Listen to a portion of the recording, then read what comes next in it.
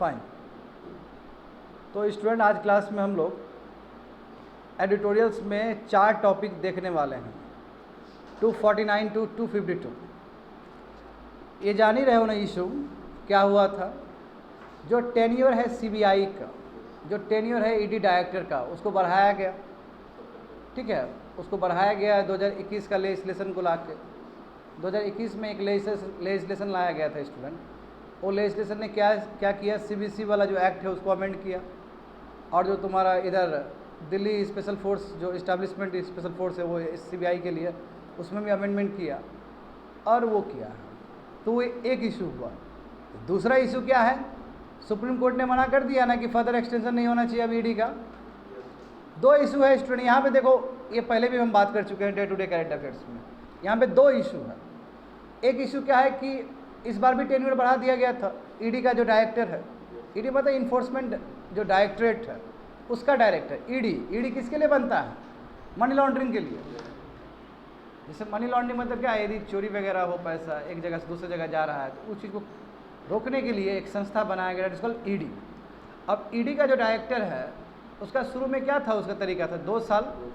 ठीक है, अब शांत रहो, अभी 2 ईयर्स। अब मोदी जी ने क्या किया, मतलब गवर्नमेंट ने क्या किया, 2 ईयर्स को 3 ईयर्स में कन्वर्ट कर दिया। अब फिर से 2 बार एक्सटेंड कर दिया, 1+1 कर दिया। तो सुप्रीम कोर्ट ने क्या बोला कि ये गलत है, ऐसा आप नहीं कर सकते हो। But at the same time जो पार्लियामेंट में जो लॉ बना, लेजिस्लेशन बना 2021 में, उसको लेकर सुप्रीम कोर्ट ने ओके बोला है। तो तुम लोग को समझ में नहीं आया, कोई बात नहीं है, अभी समझाएंगे थोड़ी देर में। 249 250 देखो। अच्छा, जानते हो इंडिया कौन सा इक्वलिटी फॉलो करता है, सब्सटैंटिव इक्वलिटी। क्योंकि यहाँ पे बराबर का बात नहीं है। यहाँ पे हम देखते हैं कि कौन से ग्रुप के साथ हिस्टोरिकली रॉन्ग भी हुआ है, उस आधार पे रिजर्वेशन भी देते हैं। सही बात है ना, ओबीसी को रिजर्वेशन मिलता है, एससी और एसटी को रिजर्वेशन मिलता है। बट यूनाइटेड स्टेट्स में ऐसा नहीं है। तो कहीं ना कहीं इस एडिटोरियल से तुम लोग समझोगे जो व्यवस्था इंडिया के लिए है, क्या यूएस में भी ऐसे ही काम करता है। यानी कि इंडियन कॉन्स्टिट्यूशन वर्सेस यूएस का कॉन्स्टिट्यूशन बहुत इंपॉर्टेंट है, बच्चे लोग जाकर वहाँ पे प्लेस कर सकते हो। देखो चारों एडिटोरियल्स तुम लोग स्टैटिक में जाकर रख सकते हो। ठीक है, ये ईडी वाला है तो ईडी में जाकर रख दोगे, अलग से है ना जी, पॉलिटी का। सेकेंड वाला तुम्हारा आर्टिकल 15 है इक्वालिटी, पॉलिटी का फंडामेंटल राइट्स, वहाँ पे डाल दोगे। 251 देखो, finally the constituent assembly adopted the procedure established by law. था ना कि ड्यू प्रोसेस ऑफ लॉ ले या प्रोसीजर इस्टेब्लिश बाय लॉ ले। लॉ कैसा होना चाहिए, इधर ध्यान दो रे पागल लोग, यहाँ पे ध्यान दो। Procedure establish law, procedure establish by law का मतलब क्या होता है, याद करो कि इंडिया में क्या है कि लॉ जो बोलेगा वही फॉलो किया जाएगा। No one is above the law, law से कोई बड़ा नहीं होता है। सही बात है कि नहीं है। मगर जानते हो कि यदि लॉ ही तुम्हारा फेयर ना हो तब तो गलत हो जाएगा। उस केस में यूनाइटेड स्टेट्स बेस्ट है, बात समझे। और ये डिबेट हुआ था कॉन्स्टिट्यूएंट असेंबली में भी। कहाँ पे डिबेट हुआ था, कॉन्स्टिट्यूएंट असेंबली में भी। वहाँ पे ड्यू प्रोसेस ऑफ लॉ को रखते रखते भी नहीं रख पाए हम लोग। क्या रीज़न था इसके पीछे? अरे बच्चे लोग जो पॉलिटी पढ़ा है उसका तो खोपड़ी खुल जाएगा उसका बढ़िया से, नहीं जो पढ़ा है उसका बंद हो जाएगा। बात समझ में आ रहा है ना। 252 देखो, अभी बच्चा होना चाहिए, थोड़ा होशियार बच्चा लोग होना चाहिए था क्लास में। 252 देखो, uniform civil code. Uniform civil code article 44 of DPSP। और अब वक्त आ गया है लगाने का, तो इसमें हम फॉर भी देखेंगे, अगेंस्ट भी देखेंगे, इसका हिस्ट्री भी देखेंगे। यानी कि चारों जो आपका टॉपिक है बहुत ही बवाल टॉपिक है। ठीक है, इस टॉपिक से तुम भाग नहीं सकते। ये टॉपिक हमेशा पॉलिटी का रहेगा ही रहेगा, इसलिए पॉलिटी का चर्चा कर रहे थे। पॉलिटी मतलब होता है संविधान, भारत का संविधान, जो BR अम्बेडकर जिसके ड्राफ्टिंग कमेटी के जो चेयरमैन रहे हैं BR अम्बेडकर। देखो यहाँ पे आगे देखो, और थोड़ा ध्यान से देखो, तुम लिखो अच्छे से, मत सुनो, ज़्यादा सुनो अच्छे से इसको। 249 देखो, GS paper 2 constitution and polity, structure, organisation and functioning of the executive and the judiciary ministries and department of the government, pressure groups and formal informal association and their role in the polity। ये Indian express में आया था 13 जुलाई को student. तो मामला क्या है, tenure of CBI and ED directors. ठीक है, तो देखो समझो बात को, पहले मामला समझते हैं हुआ क्या। देखो मिस्टर मिश्रा, यहाँ पे ध्यान दो बच्चे लोग, सब कुछ भूल जाओ, इधर ध्यान दो, इधर ध्यान दो। ठीक है, छोड़ दो, लिखना ही बंद कर दो, छोड़ दो, मैटर समझो पहले। मिस्टर मिश्रा वो ईडी के डायरेक्टर थे। ठीक है, उनको 2018 में बनाया गया। बढ़िया समझते जाना कहानी। उनको 2018 में बनाया गया। कितने साल के लिए? 2 साल के लिए, 18 से लेकर 20 तक। फिर सरकार 20 में आई। जब 20 में उनका टेन्योर खत्म हुआ ना मिश्रा साहब का, तो 20 में आई और सरकार क्या किए, लॉ को रेट्रोस्पेक्टिव कर दी कि अब ये 2 साल का जो लॉ है वो 3 साल बना दी। तो ऐसे तो नहीं कर सकते हो आप लॉ, इस तरह तो आप 3 साल नहीं कर सकते हो। और बढ़िया समझो कि वो 2 साल का लॉ को 3 साल कर दी। तो अब ये इम्यूनिटी कहाँ तक चला गया? 18 से लेकर 21 तक चला गया, तो वो एक्सटेंड हो गया। उसके बाद भारत सरकार ने क्या किया, 1 साल और बढ़ा दिया। तो 2 ईयर्स प्लस 1 ईयर्स। 1 ईयर्स क्यों? क्योंकि लॉ को बैक पास करके, तो 3 ईयर्स हुआ। अब फिर 1 ईयर बढ़ा दिया गया, तो अब वो कितना तक पहुंचा? 21 से लेकर 22 तक। अब फिर 1 साल दे दिया गया यहाँ आपको, यानी कि 1 साल प्लस 1 साल प्लस 1 साल। जो पहला का जो साल था 1 साल, वो पीछे वाला लॉ को वो करके चेंज करके। अब देखो बढ़िया सुनना, जब सरकार ने ऐसा किया, रेट्रोस्पेक्टिव लॉ बना दिया, रेट्रोस्पेक्टिव मतलब पीछे बैक डेट में जाके लॉ बना दिया कि 2 साल के बदले में 3 साल। तो उस समय सुप्रीम कोर्ट आया बोलने के लिए कि ये क्या हो रहा है, और मैंडामोस पास किया है। मैंडामोस जानते हो ना, रिट्स मैंडामोस होता है ना, हैबिस कॉर्पस होता है, तो मैंडामोस भी एक कॉर्पस वो होता है, रिट्स होता है। तो मैंडामोस पास किया। मैंडामोस मतलब दूसरे अथॉरिटी को पास करना कि आपने किस हिसाब से किया है। तो भारत सरकार को मैंडामोस पास किया था और बोला था कि ये इस तरह का चीज़ नहीं होना चाहिए। मगर भारत सरकार कुछ नहीं माना। अब मैंडामोस कब पास किया है स्टूडेंट? मैंडामोस तुम्हारा जब 3 ईयर्स हो गया कंप्लीट, तो 1 ईयर जो पास हुआ था उस समय किया है, यानी कि 2021 से 22 का जो टेन्योर है 1 साल का, उस समय मैंडामोस पास किया। तो उसके बाद भारत सरकार ने कुछ नहीं माना, वो भी किया। उसके बाद ही भारत सरकार 1 साल और बढ़ा दिया। तो सुप्रीम कोर्ट को गुस्सा आया कि हम मैंडामोस भी पास कर दिए, रीट भी पास कर दिए, तुम तो हमारा वैल्यू ही नहीं समझा। तो है भी आएगा ना सुप्रीम कोर्ट, सुप्रीम कोर्ट दिमाग खराब होगा ना, सुप्रीम कोर्ट है वो। बात समझे, सुप्रीम कोर्ट ने बोला कि ये जो भी बैठा हुआ है ईडी डायरेक्टर, इसका जुलाई 31 यानी कि आज 31 जुलाई है ना, आज ही तक इसका टेन्योर है, आज ही तक इसका टेन्योर होगा। और 4 महीना और एक्स्ट्रा होने वाला था नवंबर दिसंबर तक, तो 4 महीना नहीं, आज ही रिटायर करो इसको। तो 31 ठीक आज ही के दिन, आज ही मिस्टर मिश्रा साहब रिटायर होने वाले हैं एज अ ईडी डायरेक्टर। बात समझ में आया मैटर?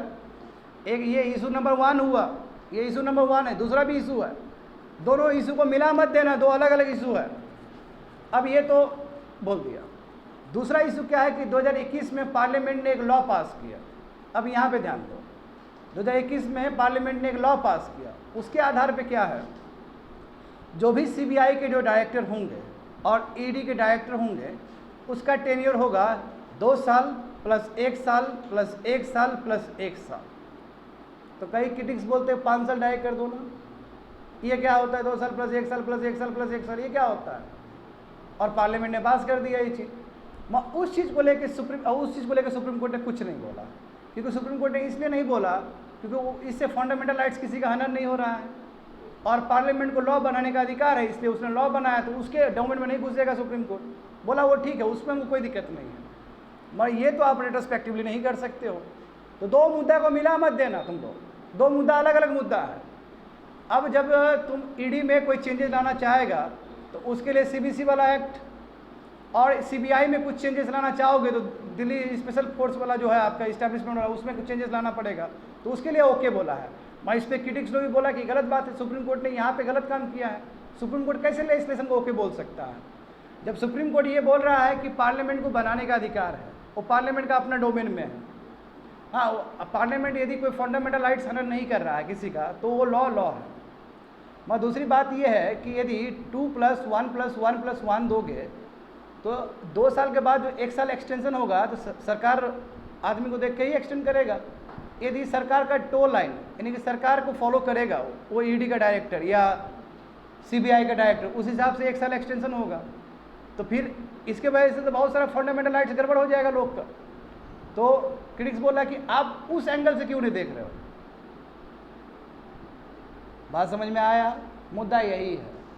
होप सो समझ में आ गया हुआ। अब देखो मामला देखो, supreme court quashes the extension granted to an ED director whereas it upheld statutory amendment of 2021। समझ गए ना? जो ईडी का जो तुम्हारा ईडी डायरेक्टर को जो एक्सटेंशन मिला था उस चीज़ को लिए क्वाइज कर दिया, बट जो लॉ बनाया गया था, लॉ अमेंड किया गया था, लेजिस्लेशन पास किया गया था, उस चीज़ को लेके ओके बोला है सुप्रीम कोर्ट ने। तो देखो यहाँ पे देखो लिखा गया है, सुप्रीम कोर्ट ने बोला कि ये जो 2 एक्सटेंशन आप दिए हैं, ठीक है, वो इनवैलिड है। 2 एक्सटेंशन समझ गए ना, 2 साल, और फिर आपने क्या किया, रेट्रोस्पेक्टिवली कर दिया, 3 साल कर दिया, फिर 1+1 आपने किया है, ये क्या है, इनवैलिड है। इसलिए ये जो चीफ संजय कुमार जो मिश्रा है, मिस्टर मिश्रा, वो मात्र 31 जुलाई तक ही बने रहेंगे और वो 4 मंथ से पहले ही वो निकल जाएंगे वहाँ पे, क्योंकि आपने सुप्रीम कोर्ट का जो मैंडम हाउस है उसको आपने फॉलो नहीं किया। अरे भाई, हम भी तो पावरफुल है, सुप्रीम कोर्ट भी मजाक का चीज़ थोड़ी है। जब सुप्रीम कोर्ट ने मैंडम हाउस पास कर दिया था तो उसके बाद 1 साल एक्सटेंशन करने की क्या जरूरत है? गलती किया कि नहीं किया बताओ द एग्जीक्यूटिव। हाँ, मैं देखो सुप्रीम कोर्ट का कितना बड़ा मर्यादा है कि वहाँ पे जाकर फिर दूसरा काम नहीं किया, उस लेजिस्लेशन पे कोई गलत नहीं बताया है सुप्रीम कोर्ट ने।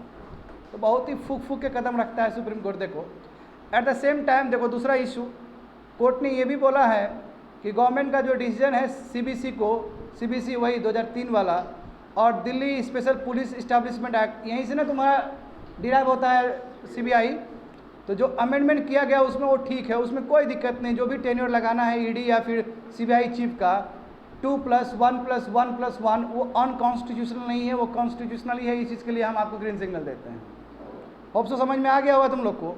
क्यों? क्योंकि ये लेजिस्लेशन बनाया है पार्लियामेंट ने, और पार्लियामेंट ने कुछ सोच समझ के ही बनाया होगा, तो इसलिए हम इसको नलीफाई नहीं कर सकते हैं।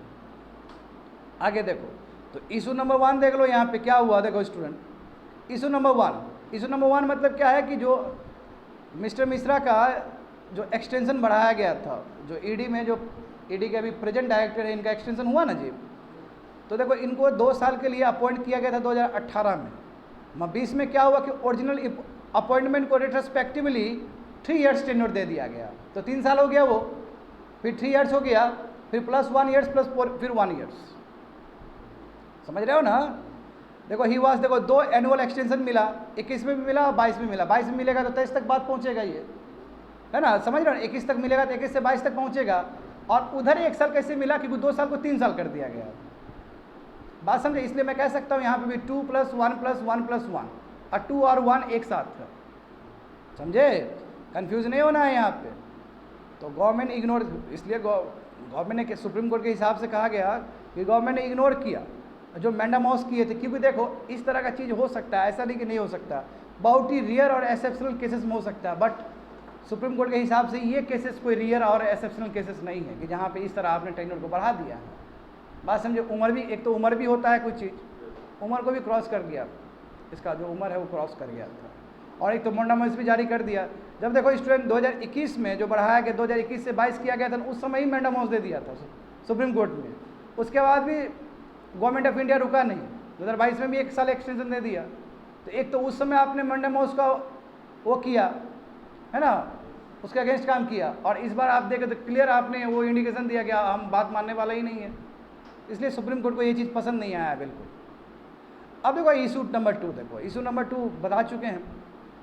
ये जो अमेंडमेंट किया गया है तुम्हारा सीबीआई और ईडी डायरेक्टर का, है ना, और ये 5 ईयर्स तक रहेगा, यानी कि वही बात है 2 ईयर्स, है ना, 2 ईयर्स के बाद 1+1+1, रिगार्डलेस ऑफ द एज कुछ भी हो, मगर 2+1+1+1। अब बताओ ये सही है कि गलत है? पूरा गलत है ये। इस तरह का भी टेन्योर होता है। इस तरह टेन्योर होगा तो ईडी का डायरेक्टर वो सरकार के बिहाफ में ही काम करेगा।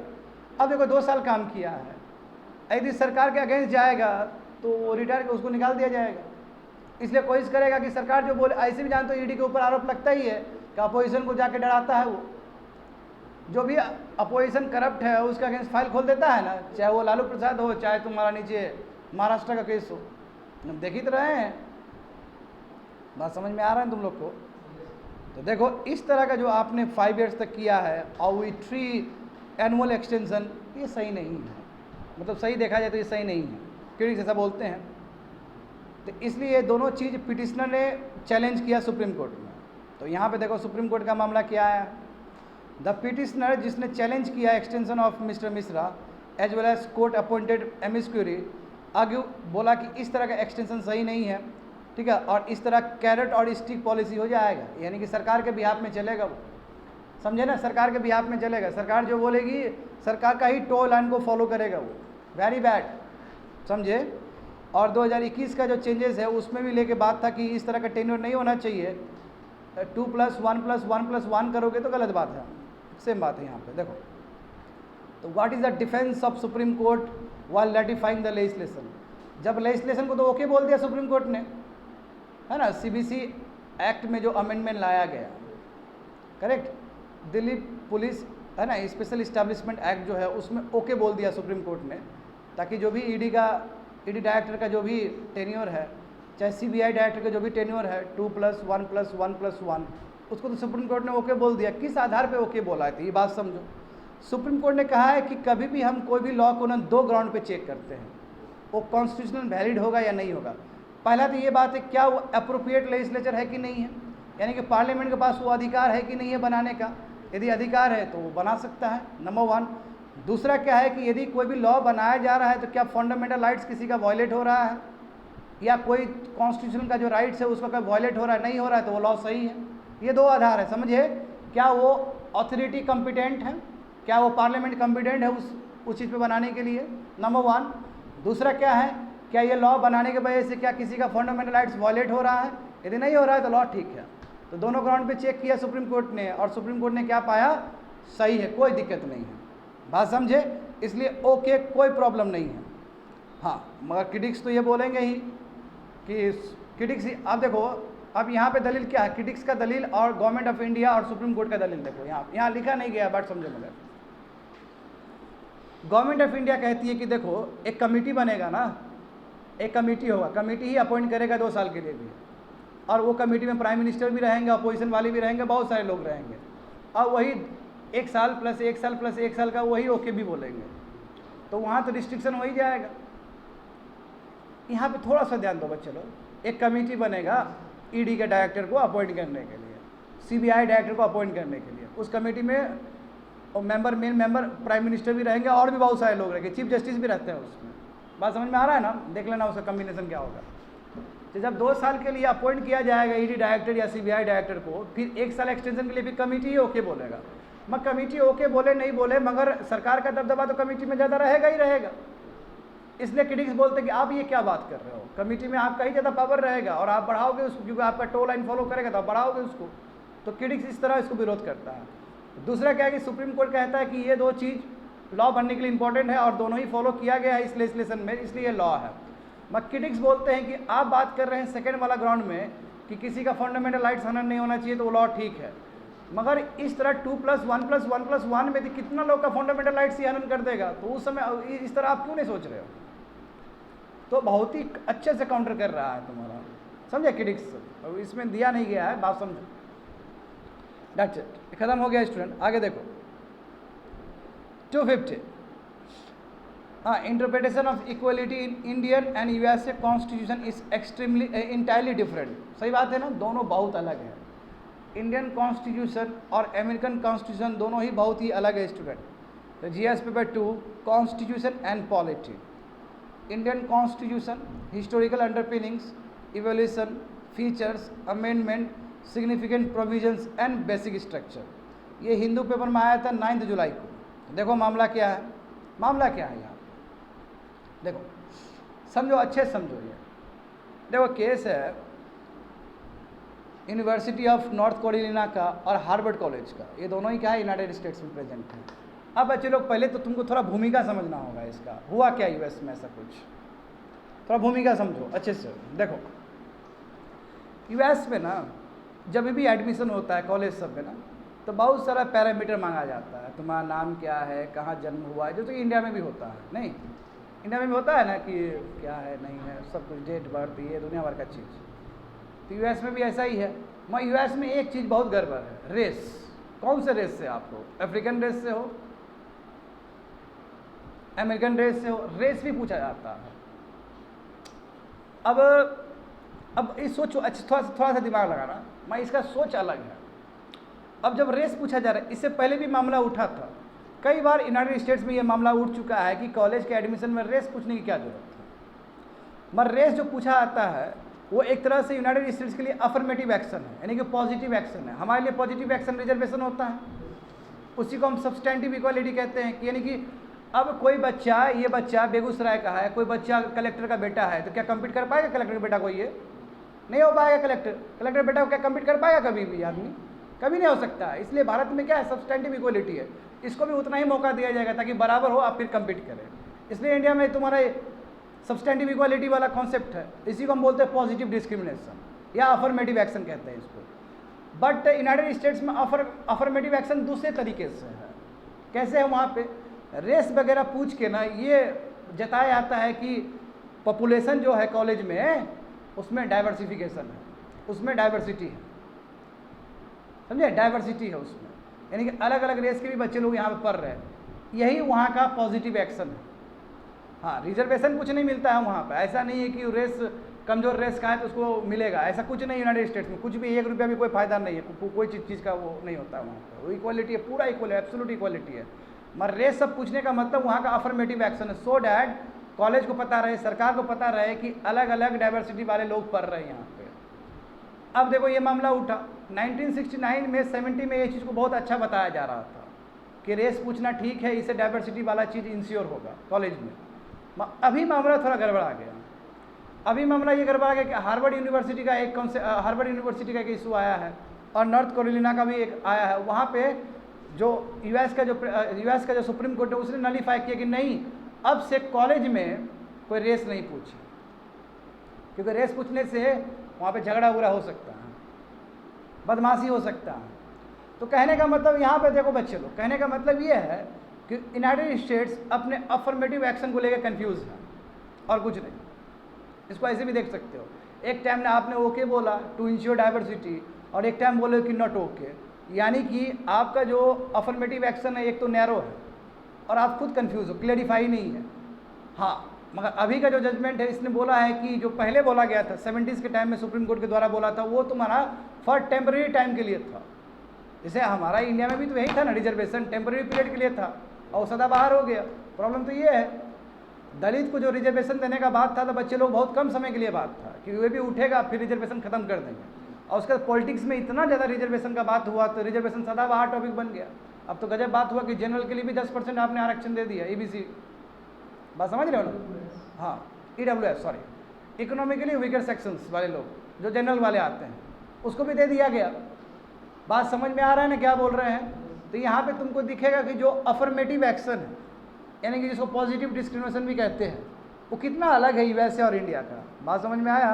चलो देखो, यूएस सुप्रीम कोर्ट ने स्ट्रक डाउन कर दिया रेस कॉन्शियसनेस स्टूडेंट एडमिशन, ठीक है, जिस एडमिशन में किसी से रेस पूछा जा रहा है ऐसा कॉन्सेप्ट को स्ट्रक डाउन कर दिया कि अब से नहीं पूछा जाएगा, समझे। जैसे यूनिवर्सिटी ऑफ नॉर्थ कैरोलिना और हार्वर्ड कॉलेज में बोला कि इस तरह का अफर्मेटिव एक्शंस पॉलिसी क्या अनलॉफुल है और ये सही नहीं है रेस पूछना, जबकि एक टाइम में यही सुप्रीम कोर्ट ने ओके भी बताया था, अच्छा बताया था, टू इनकरेज डाइवर्सिटी। बात समझ में आ रहा है स्टूडेंट?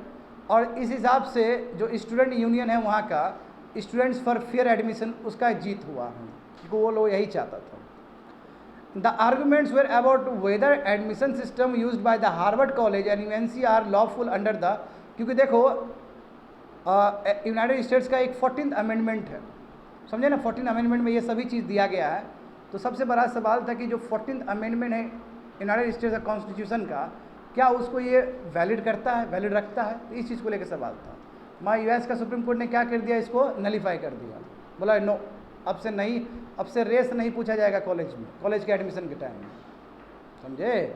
तो अफर्मेटिव एक्शन जानते हो ना, अफर्मेटिव एक्शन का मतलब होता है कि इक्वल अपॉर्चुनिटी ऐसे लोग को भी देना जिसके साथ गलत कुछ हुआ था, हिस्टोरिकली रॉन्ग हुआ था, समझे, या फिर वो माइनॉरिटी हो सकता है एजुकेशनल इंस्टीट्यूशन में, या कोई भी प्रोफेशनल सेक्टर में वो माइनॉरिटी में हो सकता है, कम में हो सकता है। ऐसे लोगों को आगे बढ़ाने के लिए, प्रोत्साहन करने के लिए अफर्मेटिव एक्शन दिया जाता है। जैसे इंडिया में देखो ना, इंडिया में यही किया जाता है।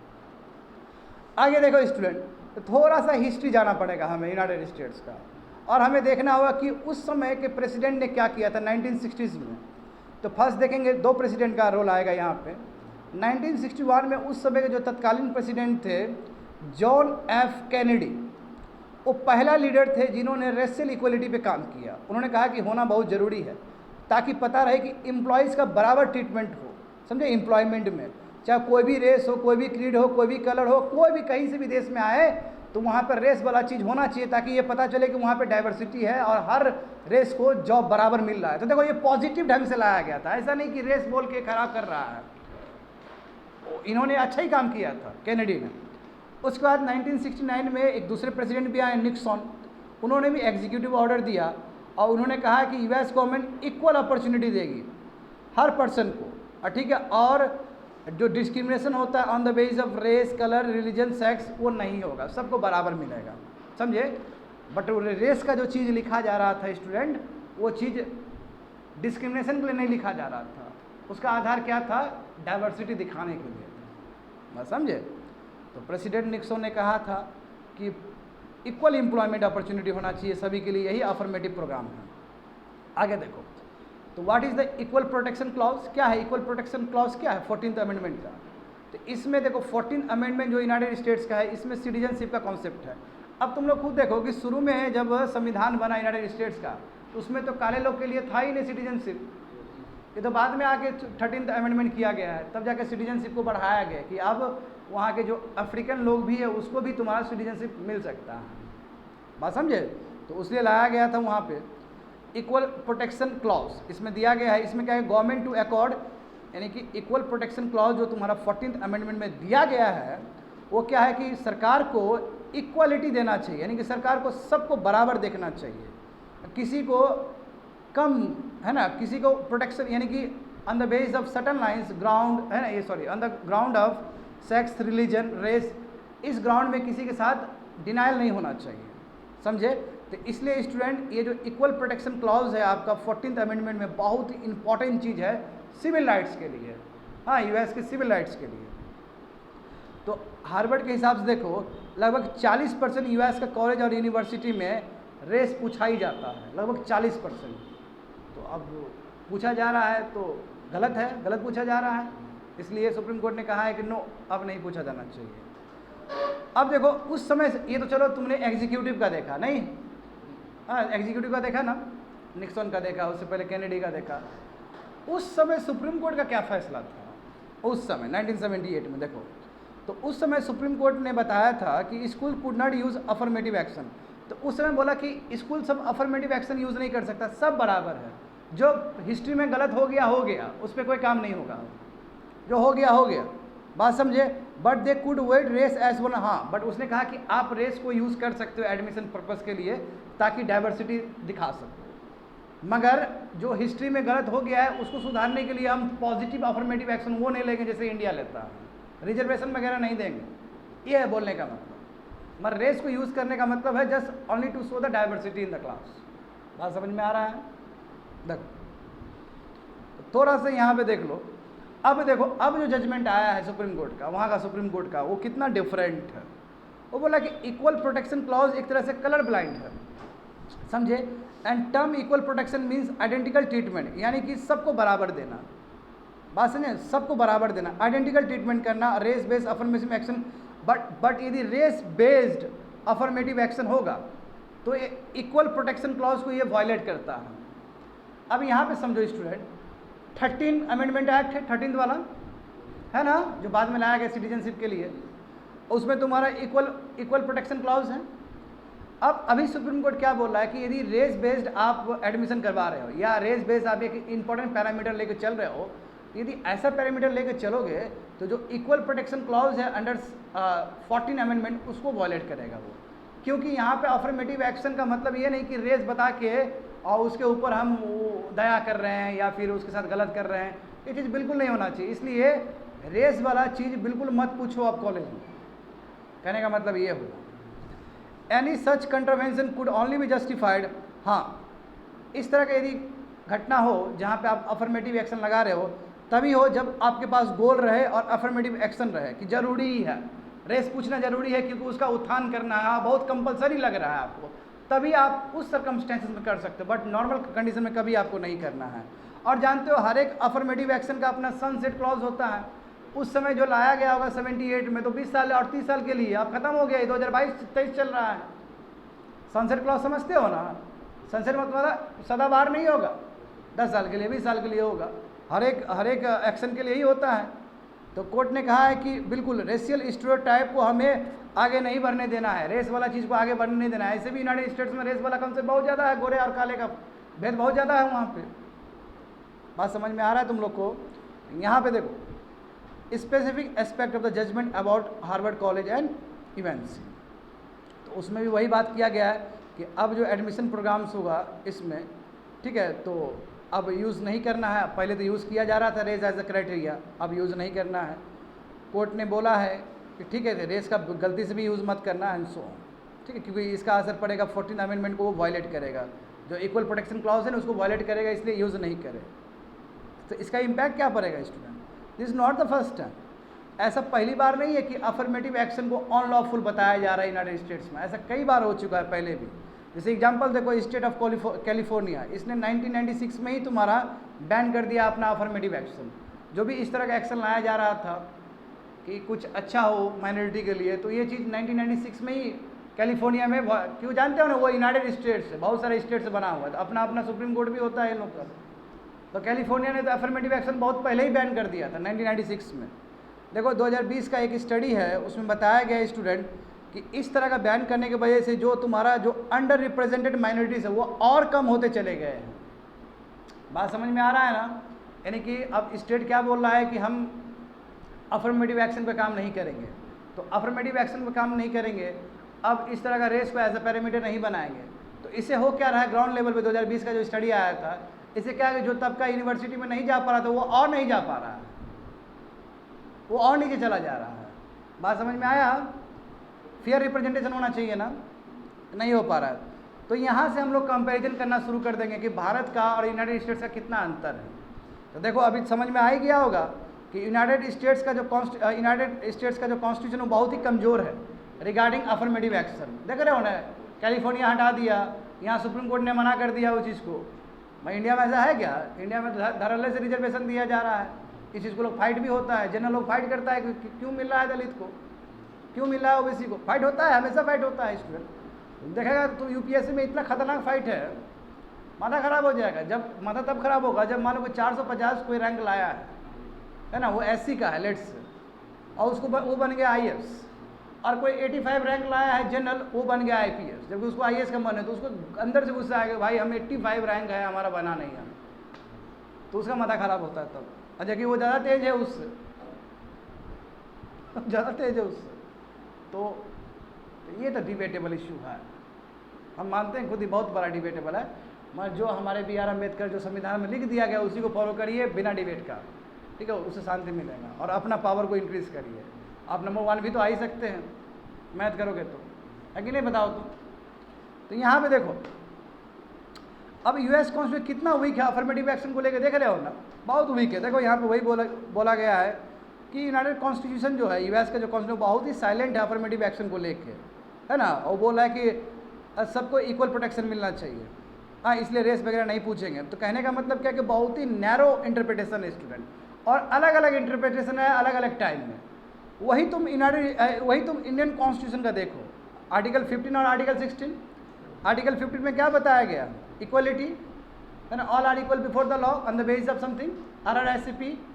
हाँ, मगर बाद में क्या बोला गया है कि जो पीछे वर्ग के लोग हैं, ठीक है, जो माइनॉरिटी में है, उसको एक स्पेशल प्रोटेक्शन मिलना चाहिए। सिमिलरली आर्टिकल 16 में भी यही है, पब्लिक एम्प्लॉयमेंट, बट जो आदमी कमज़ोर तबका है उसको अलग से रिजर्वेशन मिलना चाहिए।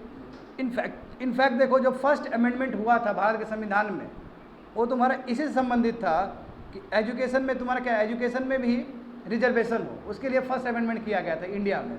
तो इंडिया में देखो शुरुआत का फर्स्ट अमेंडमेंट भी हुआ था तो एजुकेशन में रिजर्वेशन को लेके हुआ था।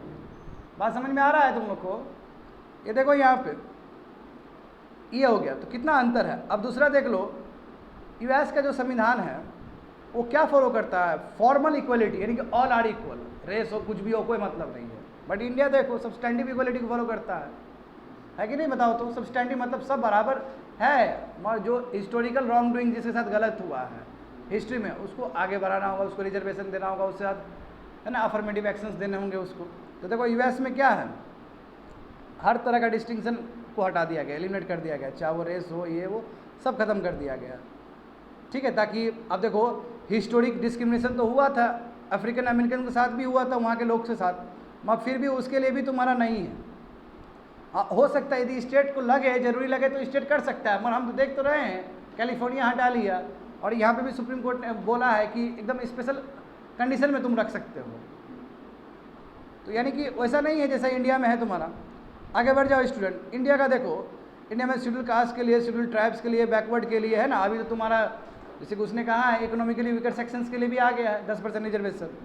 ठीक है, रिजर्वेशन देखो यहाँ पे एंटीथेटिकल नहीं है इक्वलिटी का, बट क्या है तुम्हारा और इक्वलिटी को और अच्छा करने के लिए है इंडिया में, समझे। तो ये सब कॉन्सेप्ट है। तीसरा देखो डाइवर्सिटी वर्सेस हिस्टोरिकल बैकवर्डनेस।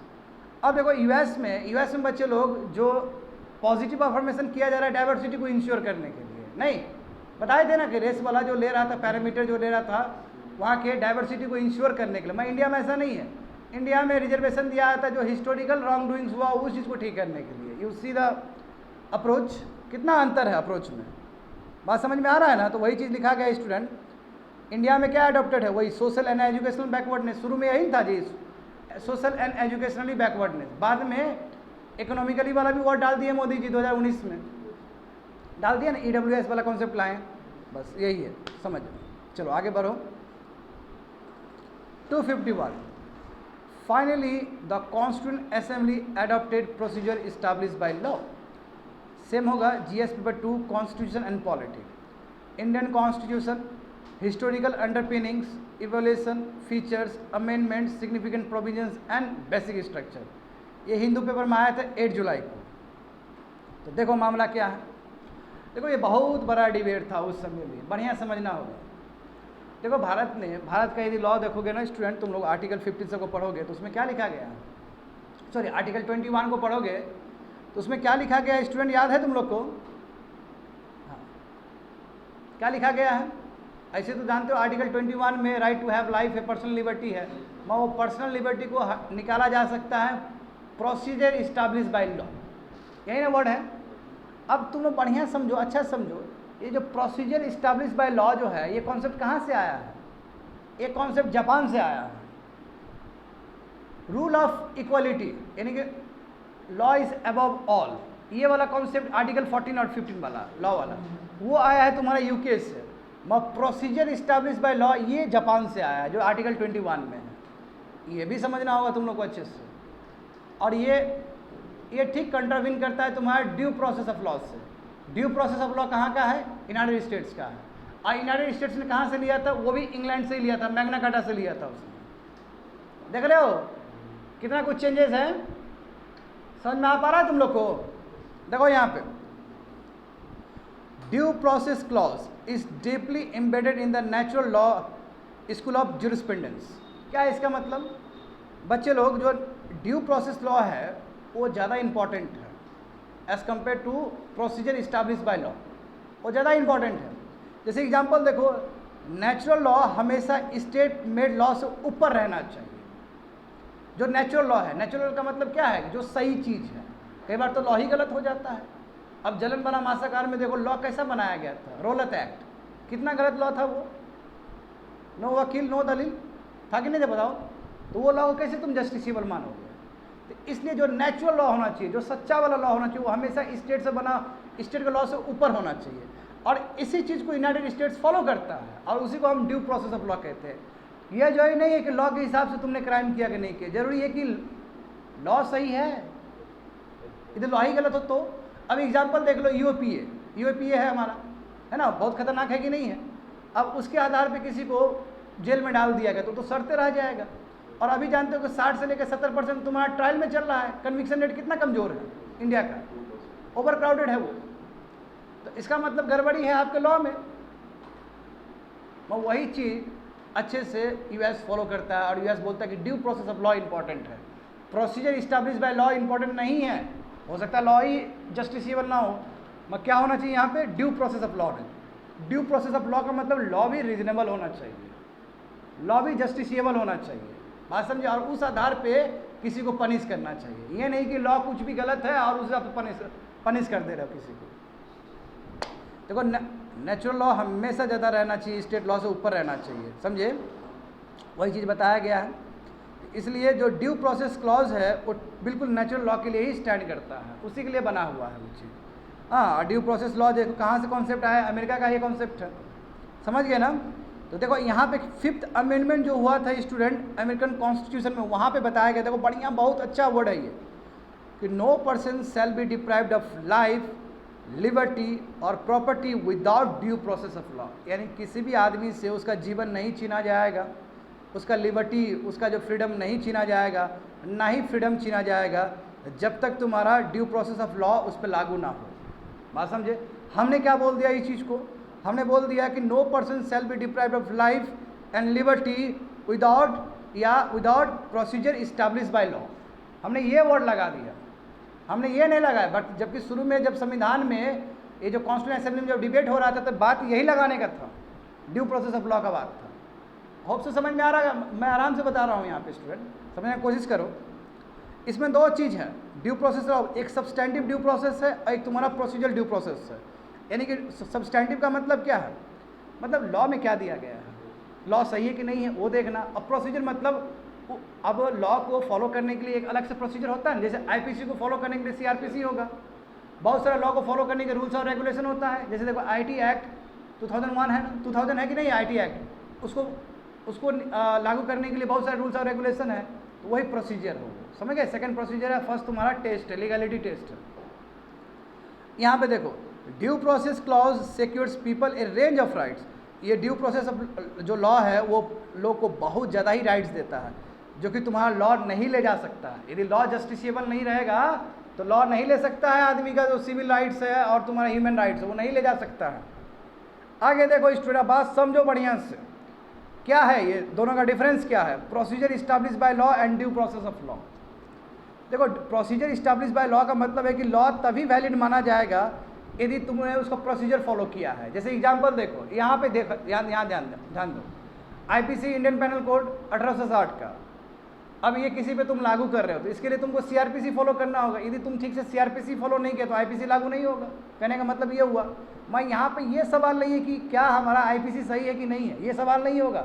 ये अंडरस्टूड किया जाए कि आईपीसी सही ही होगा। इसमें केवल ये देखा जाए कि आईपीसी को फॉलो करने के लिए सीआरपीसी सही तरीके से यूज़ हो रहा है, इसमें कमी है ना। ये नैरो इंटरप्रिटेशन है लॉ का, ब्रॉडर एस्पेक्ट करोगे तो ड्यू प्रोसेस ऑफ लॉ है। नंबर 2 देखो, it follows the process of law, और ये एक कॉन्सेप्ट स्टार्ट हुआ था ब्रिटिश से, समझे। और जो हम लाए प्रोसीजर इस्टेब्लिश बाय लॉ, जो वर्ड लाए वो जापान से लाए हैं। कॉन्सेप्ट शुरू हुआ है, सब तो ब्रिटेन से ही शुरू हुआ है स्टूडेंट, समझे। और हमारे कहाँ पे है ये? आर्टिकल 21 में है। नैरो इंटरप्रिटेशन है ना, इसलिए लिखा है नैरो। क्यों नैरो इंटरप्रिटेशन? लॉ में गलत भी लिख दिया और उसको सही प्रोसीजर किया है तो वो सही हो जाएगा, फिर पनिश कर दो उसको।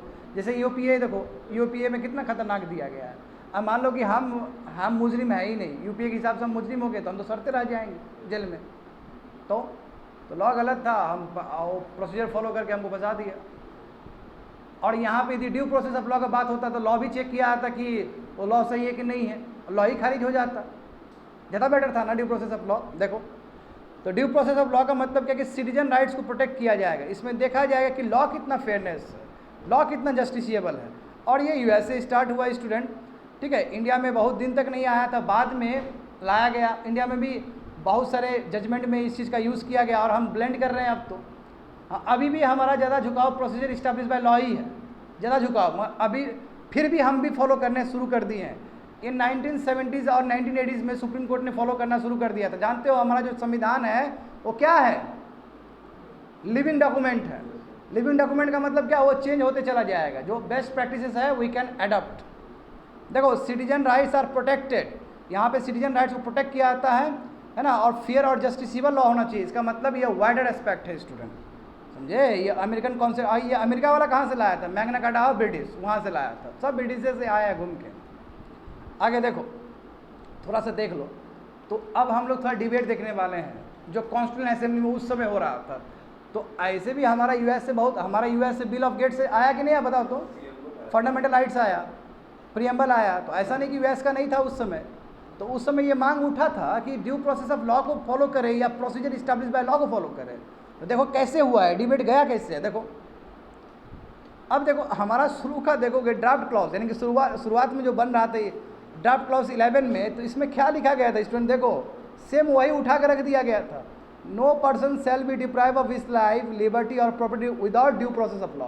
बात समझ में आ रहा है?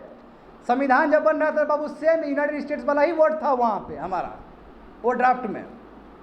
अब क्या हुआ? गोविंद बल्लभ पंत वो आए, बोले कि नो, अभी जमींदारी सिस्टम को एबोलिश करना है, जमींदारी पूरा पकड़ के रखा था ना, मालबाड़ी सिस्टम सब, तो वहाँ प्रॉपर्टी दे दोगे तो गलत हो जाएगा, प्रॉपर्टी को हटा दो यहाँ से, यूनाइटेड स्टेट्स वाला चीज़ नहीं है, तो प्रॉपर्टी वाला हटा दो, तो प्रॉपर्टी वाला हटेगा तो क्या बन जाएगा ये, no person shall be deprived of his life and liberty without due process of law, क्योंकि प्रॉपर्टी हट जाएगा वहाँ से, क्योंकि इनका भी मानना सही था वल्लभ पंत का, क्योंकि उस समय का स्थिति क्या था, गोदाम मूवमेंट चला कि नहीं चला स्टूडेंट, क्योंकि लैंडलॉर्ड जमीन हथिया के रखा था और पीजेंट्स का शोषण हो रहा था। हमने देखा है कि 1946 में बहुत बड़ा मूवमेंट भी हुआ था वेस्ट बंगाल में, याद है ना तुम लोग को। देखो यहाँ पे फिर कंप्रोमाइज़ हुआ, हाँ सी राजागोपालाचारी पास किए, बोले ठीक है हम प्रॉपर्टी वाला चीज़ को हटा दे रहे हैं, बट यही रहेगा लिबर्टी और लाइफ और लिबर्टी वाला चीज़ रहेगा। बात समझ में आ रहा है ना कैसे गया है आगे। तो अब देखो क्या हुआ स्टूडेंट, अब बन के तैयार हुआ अप्रैल 30 तारीख 1947 को कि no person shall be deprived of their life और liberty without due process of law. अब इसमें भी चेंजेस आएगा, इस पर भी डिबेट होगा। अब देखते जाओ तुम लोग, देखते जाओ क्या क्या हुआ उसका। बी एन राव जानते हो ना, जो कॉन्स्टिट्यूशन एडवाइजर थे कॉन्स्टिट्यूशन असेंबली के, तो इन्होंने कहा है कि नो ड्यू प्रोसेस क्लॉज को क्लिप करो, हटाओ इसको, है ना, और इरिस कॉन्स्टिट्यूशन वाला चीज़ को लाओ। बात समझे। बाद में वो भी नहीं आया, लास्ट में जापान से लिया गया according to procedure establish by law. बात समझे। तो इरिस कॉन्स्टिट्यूशन वाला चीज़ लाया गया, वो भी ठीक नहीं लगा, बाद में ड्यू प्रोसेस क्लॉज को हटा दिया गया और यहाँ से क्या आया तुम्हारा प्रोसीजर इस्टेब्लिश बाय लॉ आ गया। समझे। कहाँ से आया, जापान से आया। देख रहे हो कहाँ से कितना चेंजेस हुआ है। हाँ, बहुत बड़ा डिबेट हो गया था स्टूडेंट उस समय। The constitution witness heated debates over the due process clause. और जो सबसे बेहतरीन जो डिबेट हुआ था के.एम. मुंशी का हुआ था, अलाहाबादी कृष्ण स्वामी अय्यर, उस समय बहुत बड़ा डिबेट हुआ था इस चीज़ को लेकर। फाइनली ड्यू प्रोसेस क्लॉज को ख़त्म कर दिया गया, उसके अगेंस्ट वोट दिया गया, बोला कि वो हट जाए। ठीक है। एंड देखो, it was a moment of grim irony as just over a year and half ago the assembly had endorse the due process guarantee. और उसके बाद जानते ही हो तुम लोग कि अभी जान रहे हो ना, अभी मतलब इसको ऐसे समझो स्टूडेंट, अब ड्यू प्रोसेस ऑफ लॉ उस समय लागू करना बड़ा मुश्किल हो गया था। एक तो प्रॉपर्टी को लेके, फिर हमने प्रोसीजर इस्टेब्लिश बाय लॉ किया क्योंकि देश अभी आज़ाद हो रहा था। बट अभी जो हम सुप्रीम कोर्ट में देखते हैं, सुप्रीम कोर्ट में अभी due process of law follow किया जाता है, मैं उस लेवल पे नहीं जितना यूनाइटेड स्टेट्स में फॉलो किया जाता है। होप सो समझ में आ गया होगा तुम लोगों को किस तरह डिबेट गया, आगे बढ़ा है। एंड लास्ट वन देखो अब, ठीक है टाइम ही पे चल रहे हैं हम। हाँ, ये भी तो टॉपिक बहुत बड़ा है। देखो, GS paper 2 constitution and polity same ही है। Indian constitution, historical underpinnings, evolution, features, amendments, significant provisions and basic structure. ये हिंदू बिजनेस लाइन पेपर में आया था 8 जुलाई को। तो समझो ये मामला क्या है। UCC uniform civil code. अब इसको थोड़ा आराम शांति से समझो स्टूडेंट। यहाँ पे देखो बच्चे को, देखो जो केस होता है या तो वो क्रिमिनल केस होगा या फिर सिविल केस होगा। क्रिमिनल केस में समझ रहे हो ना, जो हीनियस क्राइम होता है, मर्डर हो गया, रेप हो गया, ये सब क्या है तुम्हारा क्रिमिनल केस। सिविल केस का मतलब क्या होता है, एडॉप्शन का बात हो, किसी को एडॉप्ट करना हो, सक्सेशन का बात हो कि पिताजी का ज़मीन हमको मिलना चाहिए, दैट इज सक्सेशन। इनहेरिटेंस का बात हो, वही सक्सेशन का बात हो। शादी ब्याह का बात हो तो सिविल केस हुआ। ज़मीन को लेकर विवाद हो तो सिविल केस हुआ। सही बात है ना। सिविल केस और क्रिमिनल केस समझ में आ गया ना।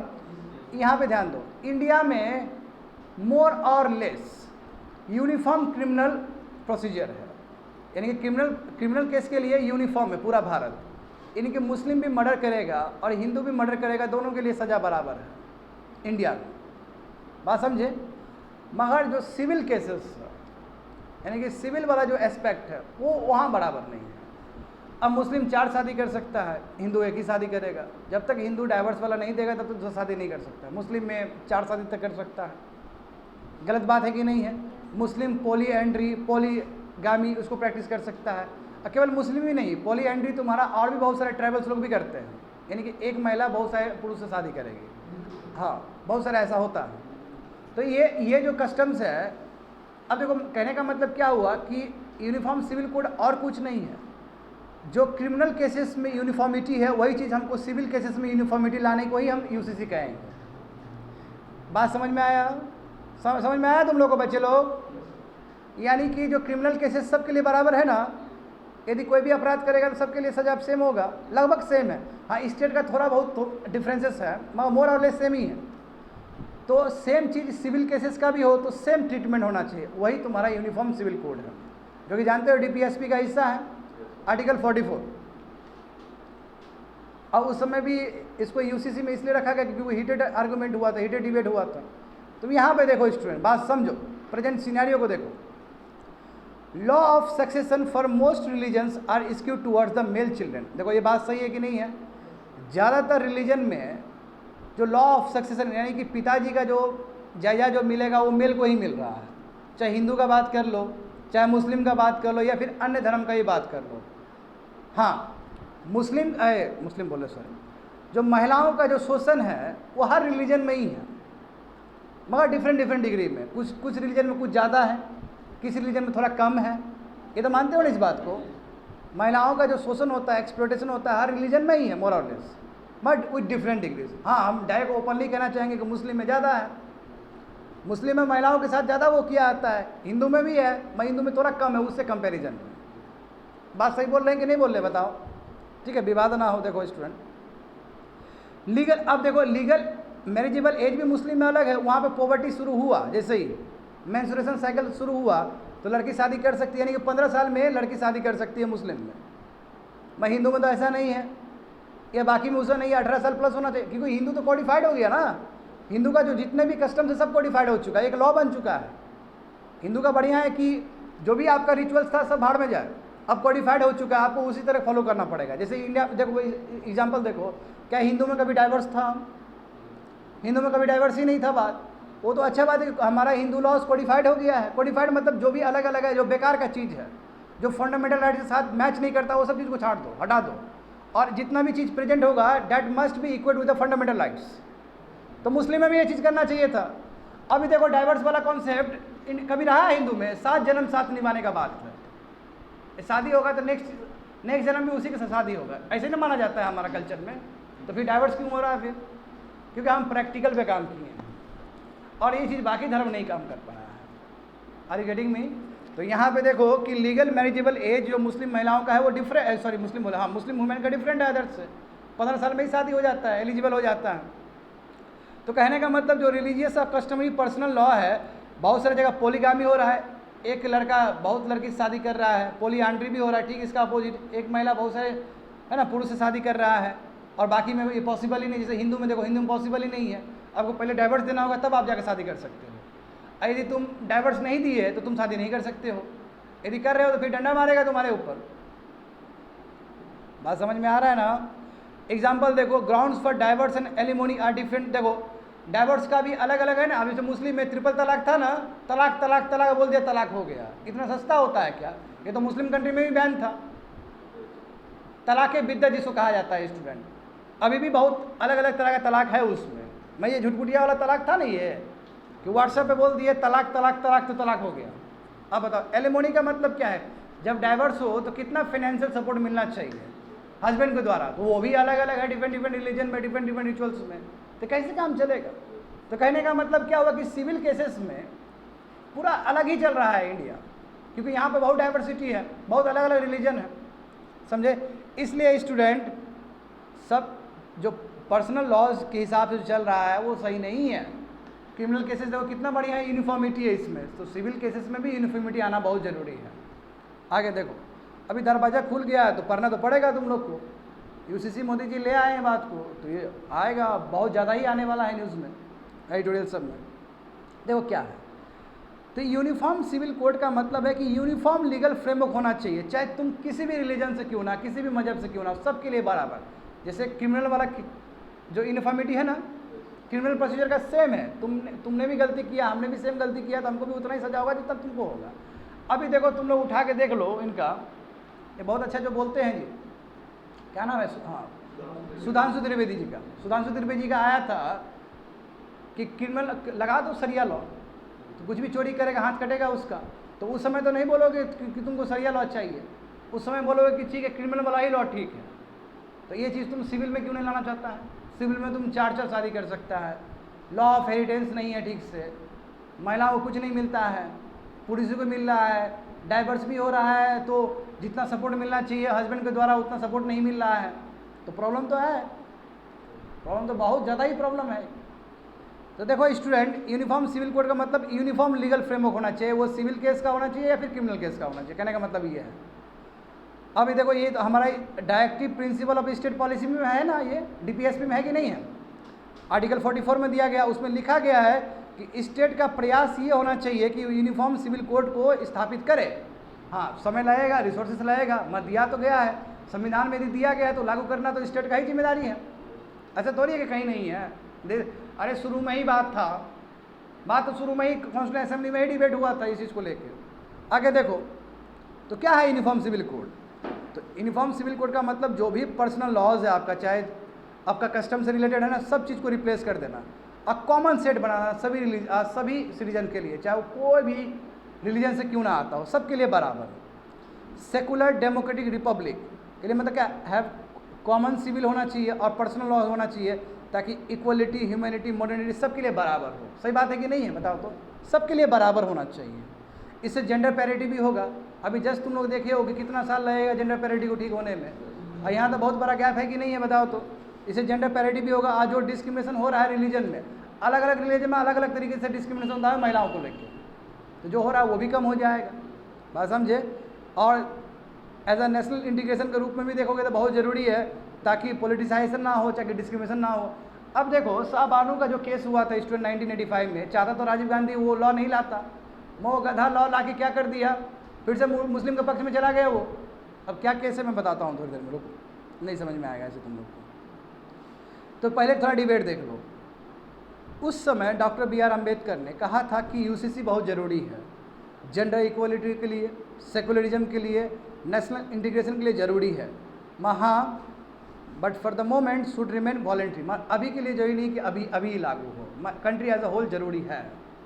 ठीक है, B.R. अम्बेडकर का मानना था उस समय। ठीक है, तो उसमें देखो बहुत सारे लोग थे, नजरुद्दीन अहमद जो थे बोले नो जरूरी नहीं है, समझे, जरूरी नहीं है। अब हम कोई भी फैसला लेंगे उसके लिए और उसी से हम कंसेंसस नहीं ले तो गलत बात है, उससे भी लेना होगा हमें, क्योंकि कंट्री में पूरा डाइवर्सिटी भरा हुआ है। तो इसने अपोज कर दिया B.R. अम्बेडकर का वर्ड को लेकर। तो कॉन्स्टिट्यूशन असेंबली में यही बात हुआ। कॉन्स्टिट्यूशन असेंबली में बहुत सारे लोग बोले क्या यूसीसी और पर्सनल लॉ एक साथ नहीं काम कर सकता है। तो बहुत सारे लोगों को लगा कि ये कैसे हो सकता है, यूसीसी भी साथ में और पर्सनल लॉ भी साथ में, ऐसे तो प्रैक्टिकल पॉसिबल ही नहीं है दोनों को साथ लेके चलना। तो बहुत सारे ने रिजेक्ट कर दिया कि नहीं ऐसा नहीं हो सकता है, समझे। तो इस केस में करे तो क्या करे, तो डीपीएसपी में उसको रख दिया गया, नहीं तो उसको भी फंडामेंटल राइट्स में घुसा देता, समझे। हमारा डिबेट उतना फ्रूटफुली नहीं रहा, या फिर डिबेट में उतना वो नहीं रहा, अब विरोध हो गया उस समय। और जानते हो इंडिया डाइवर्स कंट्री है, बहुत सारी रिलीजियस कम्युनिटी है, उसका अपना अपना पर्सनल लॉज है स्टूडेंट। तो थोड़ा जजमेंट देख लो, जजमेंट में तुमको समझ बढ़िया समझ में आ जाएगा इसमें। चाहे विक्रमजीत सेन केस 2015 का बात हो, या सरला मुडगल केस 2015 का बात हो, दोनों 2015 में ही हुआ था।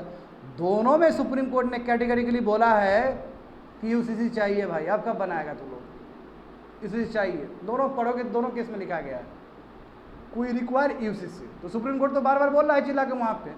अब यहाँ पे क्या हुआ, शाहबानो का जजमेंट क्या हुआ, देखो 1985 में, बढ़िया समझना, ये बहुत इंपॉर्टेंट जजमेंट है ये। देखो सुप्रीम कोर्ट ने कहा शाहबानो उस समय जो मुस्लिम वुमन थी उसको डाइवर्स दिया उसके हस्बैंड ने, तो उसको चाहिए था फाइनेंशियल सपोर्ट, समझे। तो उसको फाइनेंशियल सपोर्ट करने का मतलब क्या कि अब जो पर्सनल लॉज है उसमें चेंज करना पड़ेगा। पर्सनल लॉज जो है मुस्लिम का, जो पर्सनल लॉज है उसमें चेंज करना पड़ेगा, ताकि एलिमोनी ठीक से मिल सके शाहबानो को, या शाहबानो टाइप के लड़की लोग को जो डाइवर्सी है। तो उस समय देखो बच्चे लोग इसको बोलते हैं राजनीति। उस समय कौन था प्राइम मिनिस्टर, राजीव गांधी। राजीव गांधी ने सुप्रीम कोर्ट के बाद को जजमेंट को ना नलीफाई कर दिया लेजिस्लेशन ला के, कि जो मुस्लिम पर्सनल लॉज है वो ठीक ही तो है। अब ऐसा लेजिस्लेशन ला दे तो सुप्रीम कोर्ट क्या करेगा, फिर सुप्रीम कोर्ट खामोश। तो गलत हुआ है ना। जानते हो कांग्रेस तो हमेशा मुस्लिम का वो रखा ही है। जब आपको देश देखना होगा ना, तो मुस्लिम और हिंदू और मुस्लिम से उठ के बात करना होगा आपको, बात समझे। देखो वही हुआ, बैकलैश हो गया, क्योंकि देखो वो मुस्लिम पर्सनल लॉज के अगेंस्ट हो जाता।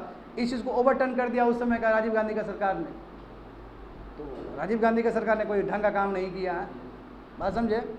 यहाँ पे देखो country has in general uniform criminal law, देखो बोल रहे हैं ना कि जनरली हमारा यूनिफॉर्म क्रिमिनल लॉज है। हाँ, ये अलग बात है कि हर एक स्टेट्स ने थोड़ा बहुत सीआरपीसी बहुत सेवरल टाइम्स में अमेंड किया है, तो वो अलग विषय है।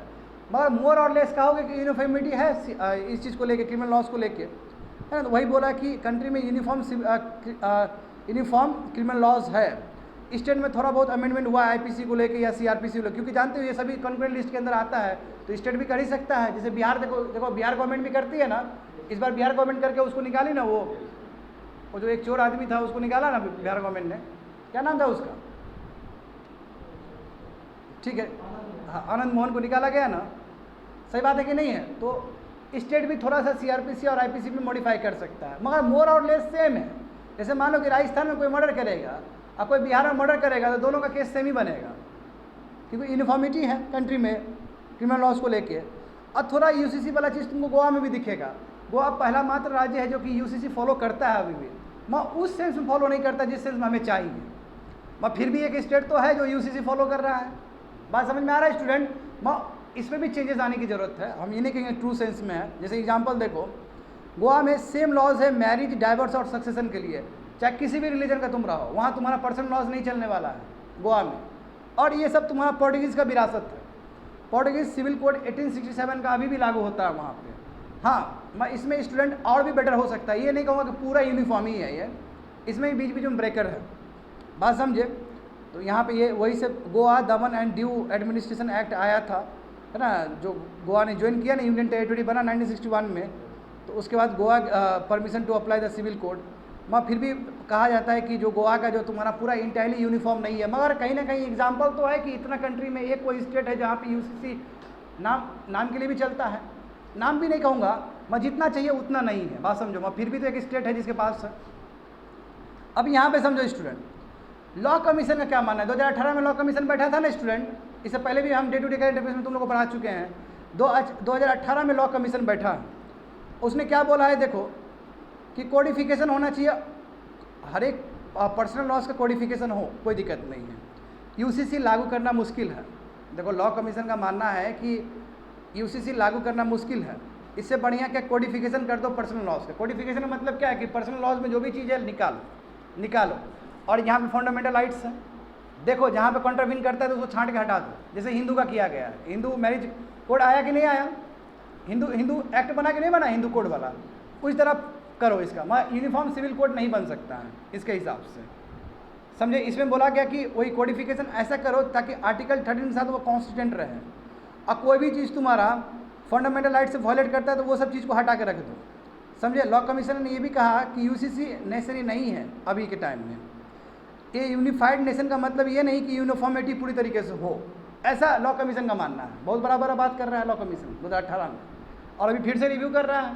तो इस समय तो पूरा प्रेशर है गवर्नमेंट ऑफ इंडिया के द्वारा, इस समय रिपोर्ट दूसरा बना के देगा वो, बात समझो। तो पॉलीगामी एक क्रिमिनल ऑफेंस है, एक से अधिक शादी करना एक क्रिमिनल ऑफेंस है, ठीक है। ये तो हर कम्युनिटी पे लागू होना चाहिए, इसके लिए यूसीसी लाने की क्या जरूरत है, ये सब पे लागू कर दीजिए ऐसे भी, बात समझ रहे हो ना। हाँ, और मैन हैविंग मल्टीपल वाइफ्स तो ये अनफेयर है ही ना स्टूडेंट। हाँ, division of property equally after diverse के बाद तो होना ही चाहिए, अब महिलाओं को भी मिलना चाहिए, बात समझे। इसने कहा कि जितने भी डिस्क्रिमिनेटरी प्रोविजंस हैं मैरिज को लेके, डाइवर्स को लेके, सक्सेशन को लेके, वो सब चीज़ आप चेंज कर सकते हो अलग तरीके से भी, तो उसके लिए यूसीसी लाने की आवश्यकता नहीं है, समझ गए। तो आर्गूमेंट्स और फर क्यों यूसीसी चाहिए और क्यों नहीं चाहिए, इतना समझ में आ गया तुम लोग को। आर्गूमेंट देखो, यदि यूसीसी आता है तो कोई भी डिस्क्रिमिनेशन हो रहा है रिलीजन में सब खत्म हो जाएगा। अभी मुस्लिम धर्म में कोई भी डिस्क्रिमिनेशन हो रहा है महिलाओं को लेकर तो खत्म हो जाएगा ना, सब बराबर हो जाएगा। दूसरा क्या कि सब लोग बराबर हो जाएंगे, जैसे क्रिमिनल लॉज में होता है सिविल लॉज में भी सब बराबर हो जाएंगे, बात समझिए। और जो ऊपर से जो पैट्रिकल नोशन है कि मेल डोमिनेट कर रहा है सोसाइटी वाला, वो चीज़ खत्म हो जाए, कम हो जाएगा, और जेंडर प्रायोरिटी की तरफ मूव करेंगे हम लोग। और 21st सेंचुरी में लिबरल डेमोक्रेटिक सोसाइटी बनना ही चाहिए, और साथ साथ नेशनल इंटीग्रेशन के लिए भी यह बेहतर उपाय होगा यूसीसी लाने से। इसका देखो काउंटर आर्गूमेंट देखो कि देखो कॉमन कोड लाना कस्टम और practice of marriage, diverse, adoption और सक्सेशन पे वो नहीं चलेगा, क्योंकि यहाँ पे रिलीजियस डाइवर्सिटी है इस कंट्री में, बहुत ज़्यादा रिलीजन है, तो हर एक जगह पर लाना बहुत मुश्किल है। और दूसरी बात है आर्टिकल 25 में right to freedom of religion है, तो राइट ऑफ फ्रीडम है तो उसका कस्टम तो होगा। आप कस्टम को ही तोड़ रहे हैं तो आर्टिकल 25 को वायलेट कर रहे हो, ये डेमोक्रेसी का अगेंस्ट हो, क्योंकि डेमोक्रेसी का मतलब है सबको फूलने और फलने का अधिकार है, तो आप लाओगे तो गलत हो जाएगा। जो सेंसिटिव मैटर है रिलीजन में, पर्सनल लॉज में, उस चीज़ को लेकर दिक्कत होगा, क्योंकि स्टेट का काम है फैसिलिटेटर बनना, इनिवेटर बनना नहीं, रिस्ट्रिक्टर बनना काम नहीं ना स्टेट का काम है फैसिलिटेटर का काम करेगा, समझे। इसलिए यदि यूनिफॉर्म सिविल कोड आता है तो माइनॉरिटीज़ के लिए दिक्कत हो सकता है। अब समझ में आ गया होगा, खत्म।